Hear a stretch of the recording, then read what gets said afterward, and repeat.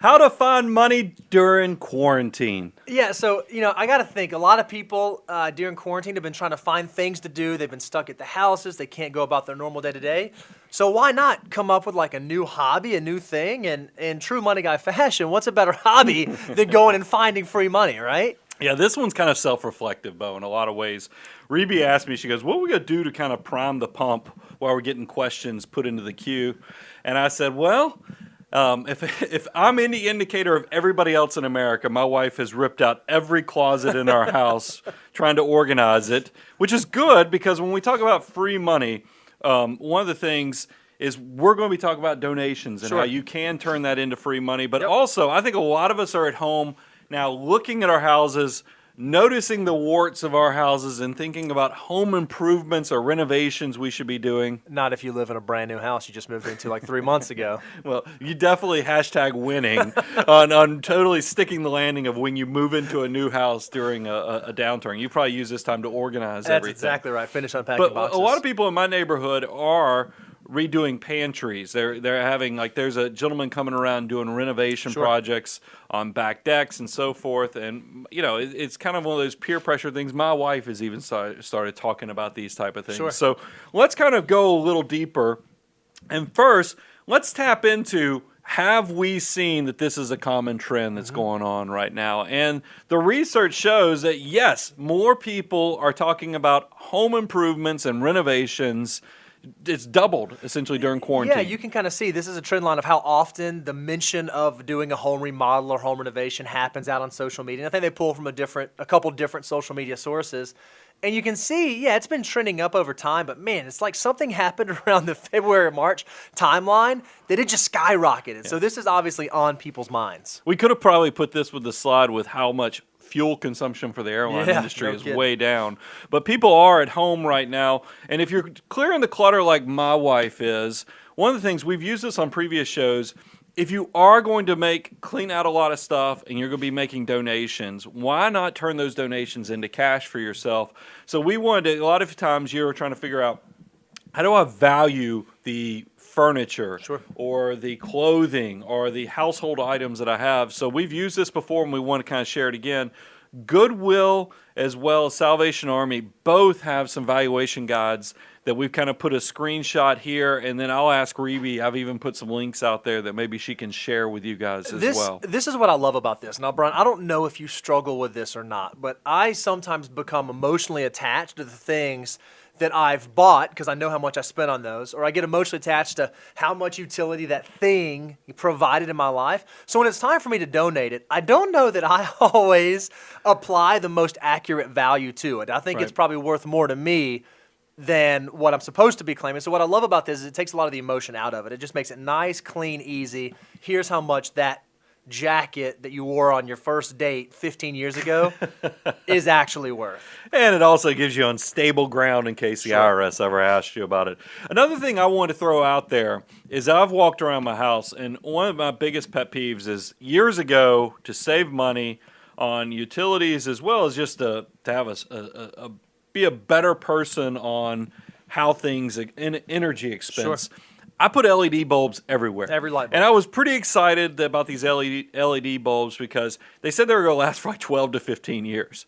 Somehow I've lived in my house now for only 5 years, and half the bulbs have burned out. The LED bulbs have burned out. That LEDs are not supposed to have a 5-year. The reason you buy them is so that they don't burn out in So 5 years. but this is what I'm telling you. There's a lot of things around your house that might be going wrong that you can actually get repaired or replaced for free. So I didn't throw away any of those light bulbs. What I've done is I've gone and put blue painter's tape on all the bad ones, put them in a closet, and then during this quarantine, I have gone to, because I bought it all through Amazon, so it was easy to go pull receipts. Sure. Reached out to every one of the websites for the manufacturers, and guess what? I am just swimming in LED light bulbs now because they replaced every one of them. Like, there's even this specialized one that I had in my master bathroom that's wet rated. That was like $30 a light bulb. Oh, something like it can be. I in wrote somewhere them about one that had malfunctioned. I got 3 originally. I wrote them about one that malfunctioned. They sent me 3 more. So this stuff really does pay dividends. And another thing, this is also a great time to remind people, if you bought any goods. This is a benefit of using credit cards. A lot of credit cards, like I know Visa has an extended warranty protection program, which basically doubles your warranty up to a year. So if something has a 6-month warranty, it will turn that 6-month into a 12-month. Awesome. If something has a 1-year warranty, it turns it into a 2-year. If something has a 3-year warranty, it turns it into a 4-year. You can kind of see how that works. I have used this probably a total of 5 times in my life, both professionally and personally, and so far I have not had them cover providing a reimbursement for something that malfunctioned. Like when you're doing the LED bulbs or something like that, are you actually you're just reaching out directly to the sellers of that? You're not having to go through the Visa extended warranty program. No, for what's that, crazy, right? is what I did. What you are going to need your receipt, so that's why I like that bought it all through Amazon. It was very easy to track. But I just went to the website for each one of these manufacturers, and they have right there under the customer support, let us know, and then it'll ask you, usually on their contact us page, what was the date of purchase, give us the description, the model number, item, and I've done it, and I have yet to have one that didn't cover the warranty. And we were talking I can't remember if it was you or if it was someone else in pre-show prep, we were talking about there were some sheets or something, is that? I used the extended warranty protection. Okay, so that is one where this happened. I had some fancy sheets that already have a hole in them. I don't know how they got it. I mean, it wasn't from anything bad, or misuse of them, but they've developed a hole. Filing the extended warranty protection. And they're going to replace that, no problem. Well, we're in the process. Okay. I have submitted the warranty, because this is when you do the extended warranty protection. Here's what they're going to ask you. They're going to ask you for a copy of your receipt. They're going to ask you for your credit card statement that shows that it was a Visa credit card that was used for it. And then third, they're going to ask you to provide the manufacturer warranty. All that stuff with today's modern technology, very easy to cover that stuff. But you're talking about like replacing light bulbs. That's not what I thought. When you said home improvements, I wasn't thinking about walking around the house replacing light bulbs. No, I don't know if I qualify that as a home improvement. That gets to item 3, which is people are now spending money. We talked about this show, how we were going to find free money. That's the donations, turning that clutter in the corner into donations that can then save you taxes or getting things replaced. But there are a lot of you, like I said, who have found warts with your house, and I've had neighbors. There's this trim guy that's going around during this quarantine in my neighborhood who's redone pantries for people. He's put in shelving. It's beautiful work, and my wife has immediately brought this stuff up. We gotta have it. And this is a teachable moment here, and I don't know if I'll win or lose on this, but I said, let's wait a week or two and sleep on this, because anytime I have a big improvement, and I consider anything that's $1,000. Sure, four I mean, figures is a big improvement. I start thinking about those terms. I said, we're going to wait a week or two and see if this is still something we need. So I would encourage you also to consider putting some type of safety parameter that helps you figure out is time. If you measure twice, cut once, you can figure out if this is something that you're getting peer pressured into, or it's just a trend, or is this something you really need for your house? I think that is a valuable thing. But I wanted to go deeper and talk about return on investment or getting the cost recovery. Because when you're talking about home improvements, you very rarely go see something that gets you 100%. Meaning you spend $100 on redoing your kitchen, you're not getting $100 back out of it. I feel like I'm watching Fixer Up or $100 to redo a kitchen. I'm showing $100. I'm just saying that there is a percentage, because $100 is very easy to comprehend. Look, that's actually a great point. What I thought was interesting is the same improvement can have a better cost of recovery depending upon how you do it. Sure. And what I mean by that is, let me give you some examples. If you do a wood deck on the back of your house, that's considered a good, from a selling perspective, that's a good improvement, because you're going to get an 83% cost recovery. So if you spend $1,000 on it, you'll get $830 of that Well, back. in their example, from the research I saw, if you spend $20,000 to $21,000, $22,000 on a deck, you're probably going to get 83% of that back. However, if you put a patio on the back of your house that you spend $60,000 on, you're probably only going to get 48% back on that. So you can see how they're very similar. Sure. But one was done, in a reasonable way, and one was kind of done. So you need to. The way I would balance that is, which one, if you're going to live in the house for the next 10 years, is the enjoyment factor big enough that you should do it? If you know you're moving 3 years from now, pay attention to that cost of recovery. Yeah, I think that's a great point. Well, we're not saying that the only time you should ever improve your house is if you can recoup a majority of the money you put into it, because there's a lot of utility stuff. Like I'm thinking of a dear client of mine that wanted to add a back patio, and I ran them through the numbers and told them how they probably wouldn't get it back. But they said, we want to do it anyways. We're going to enjoy this. We'll get utility. And that's okay.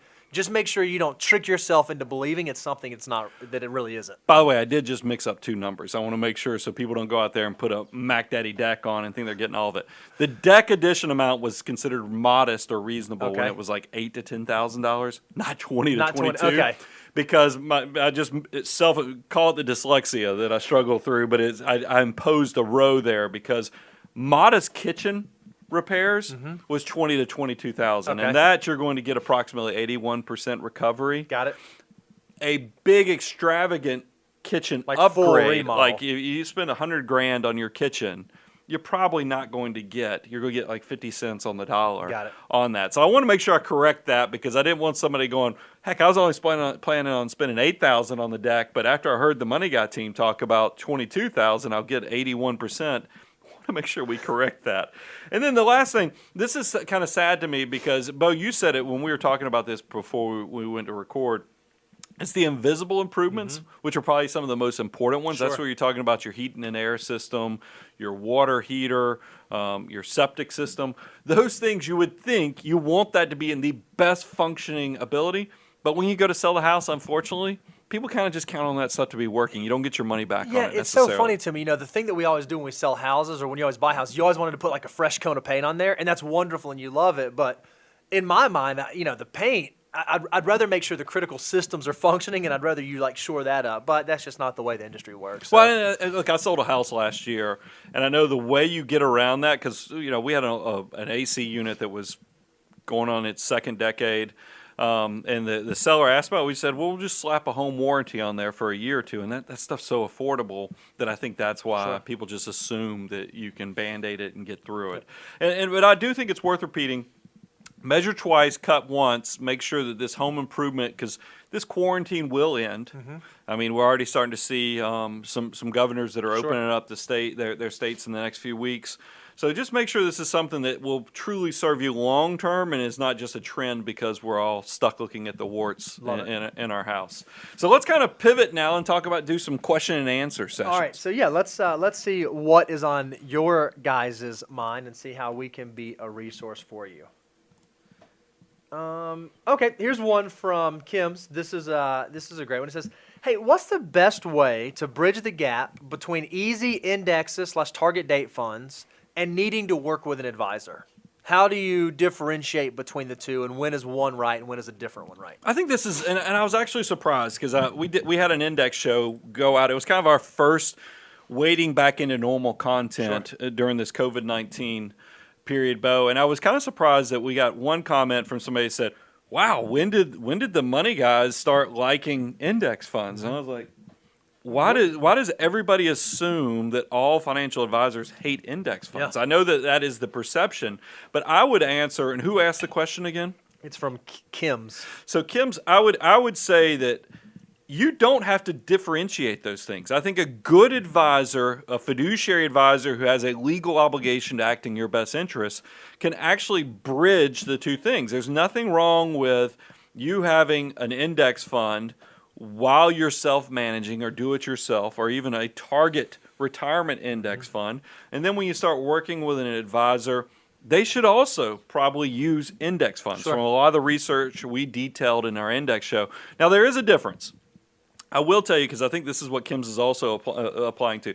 We tell people all the time, if you have less than around $400,000, $500,000, you can probably, with the resources like the Money Guy show and so forth, your life is somewhat easy enough that you can self-manage and the tools are out there to take advantage of it. But as you get more complicated, there's definitely a period where now a financial advisor can potentially take it to the next level. And Bo, give them some of those overview of some of those benefits we talk about. Yeah, what I think is interesting when I think about this, now this is a bad example. This doesn't hold water for a lot, but I think about, we all know that to be healthy, you got to eat right and you got to exercise. And we all have the tools to be able to eat right and exercise. But sometimes if you have specific goals, I'm thinking like professional athletes who have a very specific mandate, or if you just have a hard time navigating eating healthy and exercising well on your own, it makes sense to bring in a professional. When you bring in that professional, most often they don't use different tools. They're not doing different things. They're just changing the way that you use those tools. So we do the exact same way. So when we use index funds or we design asset allocation, not only are we thinking about like the allocation of the assets, we're also thinking about the location of the assets. What types of accounts do we hold? What type of investments in? And then we don't only just focus on the investment picture, we also try to figure out, okay, how does the tax situation play into the investment portfolio? And how does all of that reflect the estate plan? And do we have the appropriate risk mitigation through insurance? So it's really understanding how all the different pieces fit together. That's just a really simple example of how we have the exact same tools at our disposal that you guys have. It's just that advisors might be able to help you use those tools in a more efficient and effective manner. Well, because we like target retirement funds. We like target index retirement funds. But I do think, and this ties into exactly what you just said, is I think that you will get to a point, because when you buy a target retirement fund, it's going to have a nice mix of, equity, which are risk-on assets, it's fixed income, international. It's going to have a mix of it all. And then remember, it goes aggressive to more conservative as you approach retirement. That's part of that glide path. But it's all built into one fund. There's no customization to that. So if you realize we all come with different portfolios. We have taxable accounts, tax-deferred accounts, tax-free Roth accounts. There will come a time where you want to start separating the different investments by the different type of accounts. That's that tax location that you were talking about, Bo. But there's also, when you get into charitable giving, you want to be able to give appreciated holdings. It's hard to do that with a target retirement fund because it's one holding with it's a fund of funds, essentially. You want to own those things individually so you can do some planning. All that stuff adds there's a layer of complexity that as you have success, that's when you kind of graduate to the next level. I thought that was a great way of kind of addressing it. And that's why I love it. We encourage you, go invest in yourself, save the money, practice the low-cost advantage of what index investments can do for you. But then after you get complicated, realize that's the abundance cycle detailed right there. Is that once you get to a level of complexity, you have somebody in your corner. Love it. All right, let's shift gears a little bit. This is from Oso. He says, what do the money guys think of options? Well, the first thing I think we ought to do is address, okay, what is an option? Well, an option is the right to buy or sell a security, a thing, at a future price, right? That's basically all it is. It's the right to buy something in the future or the right to sell something in the future. That's what an option is. So, Brian, what's our thought on options? Well, there's a good story here. And it's interesting because as soon as I hear what do Brian and Bo think of options, it makes me think of the old days when Bo was getting his CFA, because realize we all do it. I mean, it's no different than if I was training myself to become a plumber. You want to go and practice what the craft that you're learning, or an electrician, but Bo would. I don't know if that's what you want to practice, but Bo, when he was getting his CFA, came up with some, we'll just call them schemes, trading schemes. I'd call them strategies. Strategies. What we decided was, and this is what there's a teachable moment here, is that we were going to go find companies that we thought opportunity lied ahead for them. Sure, they were undervalued. We were going to go buy call options, meaning we were optimistic, bullish on those companies. Companies we thought were overvalued, that we were pessimistic on, and we were going to buy puts on those because, calls are, you're getting the option to buy those shares at the prices stated in the contract. Puts means that, if you're counting on it to go down in value and you'll be able to make money off of the company losing. So we did this. Here's the problem with options. You not only have to be right, your timing has to be spot on perfect. Because options, just like they say, you don't really own the shares of stock. You're getting the option, the right to buy these shares at this stated price for a stated period of time. Yep. And so we don't have to give the company names. No, here's what ended up happening. Our calls worked out swimmingly well. And We doubled our money in probably 2 weeks. very quickly. So you're probably thinking, if you hear this story, you're like, we love options. And we did, because one of the worst things, it's kind of like, and look, you have to ask yourself, am I an investor or am I a speculator? An investor does things for the long term, and timing, yes, it's a component, but you just know, since you're going to hold this holding for 5, 7, 10 years, timing is less important. Yep. A speculator, you kind of have to nail it on all accounts. And it's no different than if you walk up on a roulette table and you see that it rolled 5 blacks the last few rolls. You're like, well, man, there must be something there. Yeah. And the worst thing you do is, if you bet on black and win the first time, you're like, I've got a strategy that's working. So we did the same thing. We doubled our money in 2 weeks. So we took 100% of that gain, because we're not talking about a ton of money here. And we like, let's roll it in again. Let's do this again, because we're brilliant. And I still keep that account. I think it's worth $80 at this point, because we wrote it to zero. That's pretty much, guys, because the problem is we were right. Let me just tell you this. The put we did, we were spot on. We nailed it. But the problem is, the contract expired a month and a half later. This company cratered. Went to about 25% of the value it was when we did the puts. You know how much more we made off of that? We actually lost every bit on that put, because our timing was off by one and a half months. So I would tell you options, and I don't want to drag this on too long. I have used options professionally in great ways, meaning that we've put collared strategies. You can, if somebody has a concentrated portfolio of something, they can sell call options to make money, as long as they're okay with the strike price. You can also use them as, when I say a collar, you can do calls as well as puts to make sure that you're not, taking more risk. You can control your exposure. So they definitely work like that. And I think that fits more into the long-term investor mentality on how you use options as a tool. When you're just trying to choose, hey, I think there's an opportunity there with that price, that's more speculating, and yes, it can pay off handsomely, because you're essentially getting, it is in a way leverage, because you're paying a little bit for a lot of access. But man, time can eat you alive with options. Sure. Love it. Did I give enough color there? Oh, you gave a lot of color. I'm not going to add anything to that at all.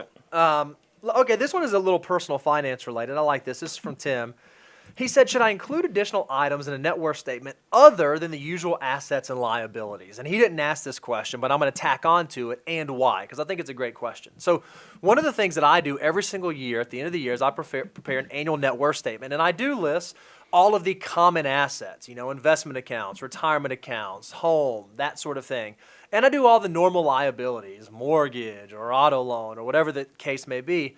But what I try to do is every year when I do my net worth statement, I give this to my wife and I say, sweetheart, just so you know, here's everything that we have. So if I get hit by the bus tomorrow, you know what we have, where it's at, and how to get a hold of it. Because of that, I make my net worth statement very, very detailed. And I mean detailed to the extent that I include automobiles on there. I include home furnishings. Now, for me personally, I don't list like living room couch and master bedroom mattress, and that I just kind of have an idea of what the total furnishings of the home are worth, so that I have some sort of tracking in time. And then anything that I have scheduled, like jewelry for my wife or things like that I carry a separate insurance policy on, I make sure I list that. If you have guns or collectibles or those sort of things, they should certainly find their way on your net worth statement, because what you want to do is, one, you really want to track your true net worth through time. So even if you're like consuming assets and they show up in your net worth statement, but those assets depreciate, you want to see that so you can kind of understand your behavior through time. But also it's an accounting for your spouse or whoever else to really know where the things that you own are. So for me personally, I don't just do simple assets, simple liabilities. I do all of it. And then in addition, I even put on the second page things like all of my insurance policies, whether it be life insurance policies, disability policies, as well as other types of assets that I consider like prepaid future expenses, 529s for my girls, health savings account assets, that sort of thing. Yeah, that's what I was going to add. That second part is that the big thing I do when you're talking about outside stuff is I make sure, since it is going to be an education piece so my wife knows every accounting of what we have, I make sure I put the life insurance, those type of things on there, the disability policies, so that way she has access, as well as the phone numbers of important people, consultants, insurance agents, attorneys, so that she could get a hold of it. I used to put some passwords on there. I will tell you that we have progressed past that for security purposes. Now my wife and I have a shared LastPass account, which I think is brilliant, and I would encourage you guys to consider something like that, because passwords and access to accounts is a fear that I know my wife had tremendously, that if something happened to me, how does she go get access to all the accounts? Sure. And that the LastPass, having a shared account on that really helped out tremendously. And then, but it is one of those things, make sure you're updating it. And then another one, and this is probably a little different angle, we get asked all the time, should you put pension, should you put Social Security on your net worth statement? If you think about it, what is a net worth statement? It is an accounting of your assets minus your liabilities to get your net worth. You don't hear promises of cash flows put on there. And that's why we typically tell you that you can put pensions as well as Social Security in the footnote disclosures, but when you're actually listing what's my net worth, we don't put pensions or Social Security unless the pension, you're still a working individual, and every year they're sending you a statement saying, hey, if you wanted to, you could take this amount from the pension and do a rollover. You can count that on your net worth under retirement, but if it is something that's just going to be a promise of future cash flows to you, that needs to be a disclosure, and you can use it to lower what you'll need in retirement, Sure. but it's not necessarily an asset to be listed directly on the net worth statement. Love it. This next question is it's interesting. This is from Ryan Hawaiian. If that's actually your name, if your last name is Hawaiian, that's a cool name, Ryan. Thoughts on financial planning for a second or third COVID wave? Are there parallels from market dips in the past? Also, if you could do 2001 or 2008 again, what would you do differently? So here's how I'm going to start the answer to this question. There will always be unknown unknowns that exist when it comes to the economy, financial markets, investing, and that sort of thing. Whether it's a second wave of COVID or a third wave or some other thing that we do not know about, they're going to inevitably happen. So I would make the argument that how should you plan for that, or how should you think about that? It's really no different than how you would plan for any other unknown or any other uncertainty. You want to follow the order of operations to make sure that you're following the steps correctly, and when you look at your portfolio, your investment strategy, it correctly matches your unique risk tolerance, risk capacity, time horizon, account structure, tax impact. Whether the market goes up 50% from here or down 50% from here, you're in a portfolio that matches those items. Yeah, it's one of those things where I think anytime you come through a rough situation, we've had a slight recovery. You do get a redo in some ways that I want you, hopefully you've internalized the things that you got caught off guard with. I don't mind being confessional on this. When I went through the 2008 and 9 Great Recession, I was way too lean on cash. I really didn't respect the cash because I had a home equity line on my house. I thought that was going to be enough, so I made sure that I turned that into a teachable moment so that it was a one-and-done mistake, and I've made sure I had a liquidity going forward. A lot of you guys might be doing the same thing, is if you feel like you come through this downturn and cash was scarce, internalize that and figure out how now you make sure you respect the cash reserves. If you're one of these people that you came through the downturn and when the market was down 35%, you found yourself losing sleep in complete state of panic, maybe your asset allocation didn't truly reflect where you were from a risk tolerance standpoint. So you might need to go ahead and recalibrate that. And then there might be some people who are planning on retiring in the next 2 to 3 years, and then you look at your asset allocation and how it performed. And even though you could handle the ups and downs of the market, you might be asking yourself, man, there's no way this thing could recover fast enough for me to reach my goals of retirement. So maybe I miscalculated my risk capacity because I'm now to the age that I'm counting on this money in the next year or so. All that stuff are great calibration points to make sure you internalize it, because guess what creates wisdom, guys? Experience. That's why I always tell people, go get mentors. Go talk to people who've experienced things. You guys, whenever we get a brand new associate, always when we have a downturn, I say, bottle this up how you feel. Bottle up how clients are talking to you about this, because there are teachable moments coming through this crisis.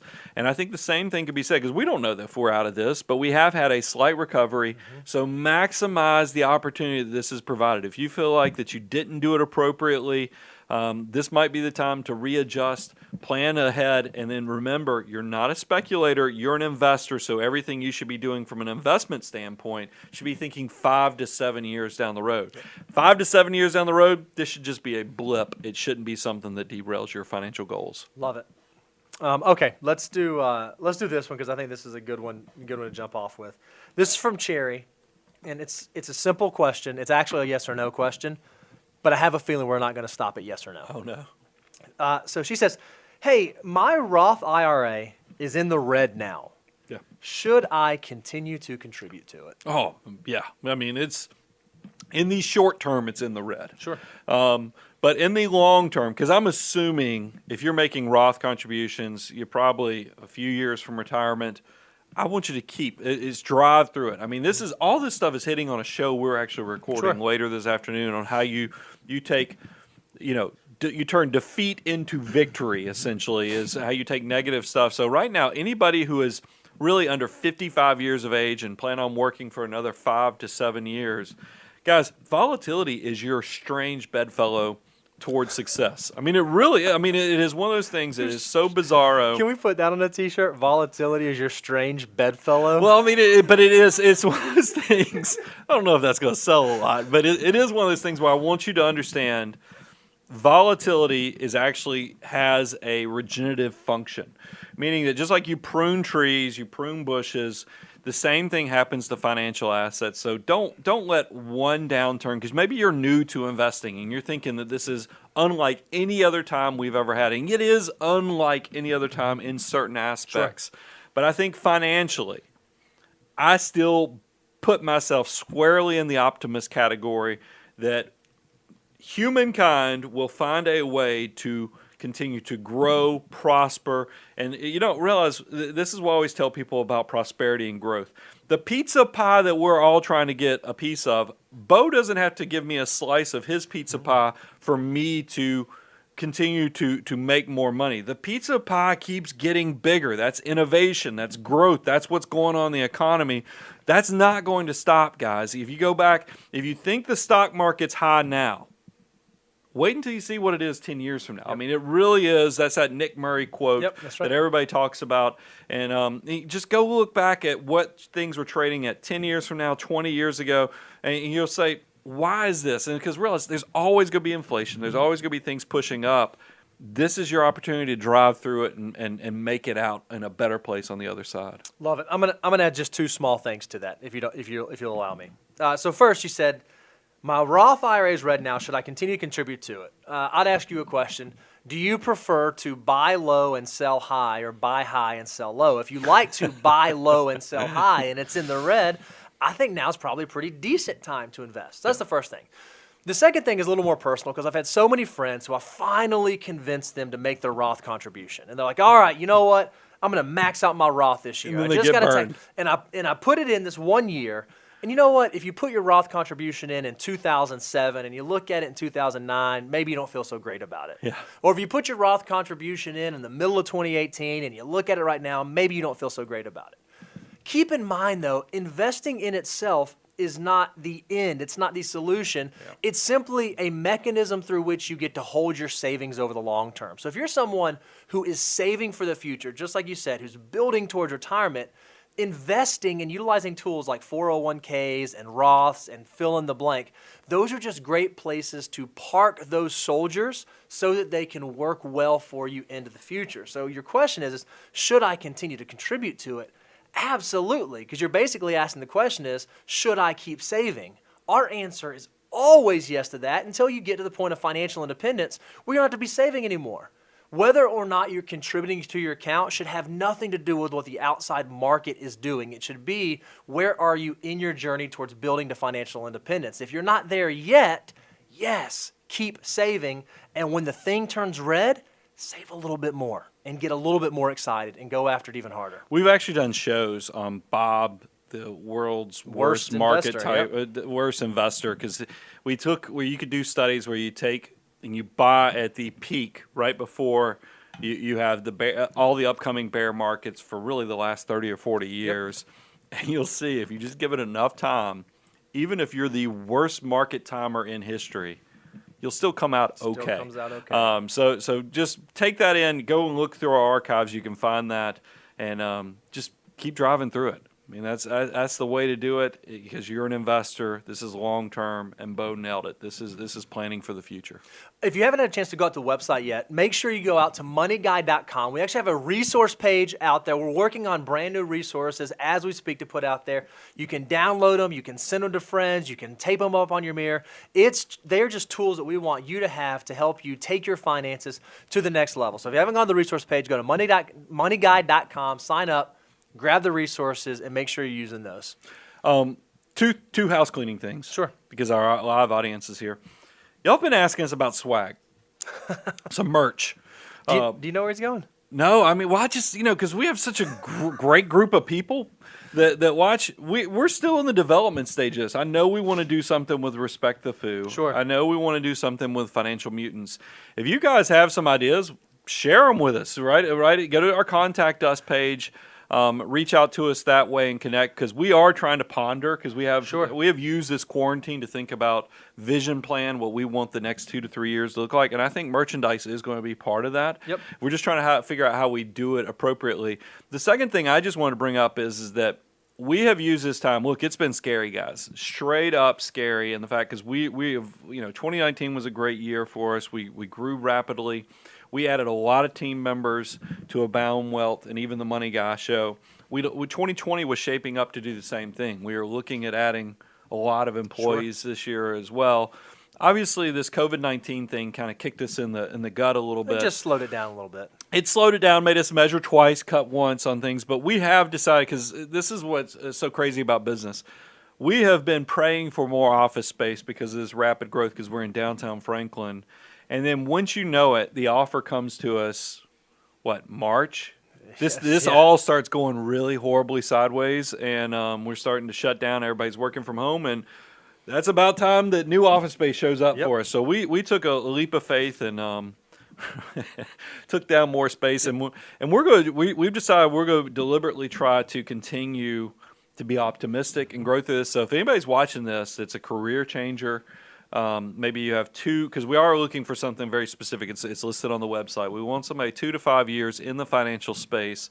You either have to have passed the CFP exam or have a CPA type designation. Sure. Reach out to us because we are looking to expand the team. And I feel like it's crazy if we have this live platform to at least share it with the family and let them know what's going on. But you didn't know. I had no idea he was going there. So I just wanted to share. If you come to a live show, you ought to get some behind the scenes. I love it. Stuff too. So that's some of the things that we're scared to death, but we're cautiously optimistic. Yep. Hopefully this will all work out because you guys have always been so good to us, and we are. And I'll quit rambling and say this: that we are using this. That there's some more things coming your way because we're trying to be very deliberate with using this time to plan and think ahead. If you're one of the folks out there renting your seat to this show, and when I say renting your seat to this show, it means you're just watching and you have not subscribed, go ahead and buy the seat because we've got big goals. We're going to do some pretty exciting stuff once we cross over 100,000. We're still working through it.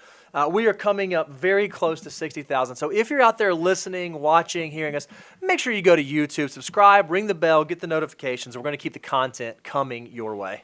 That's great. Money Guy team out.